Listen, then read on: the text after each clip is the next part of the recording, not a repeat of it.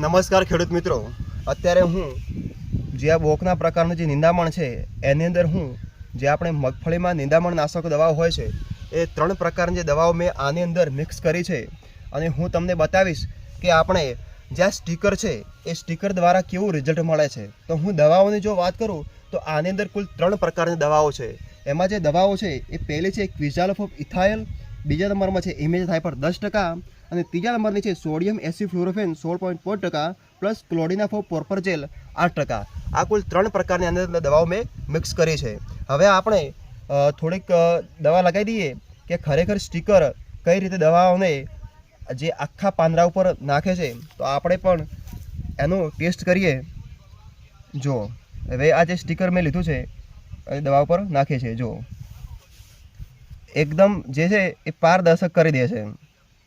જો મિક્સ જેવું થાય છે એવું, જો પાણીની જેમ આખી દવાને ઓગાળી દે છે એવું કરે છે। જો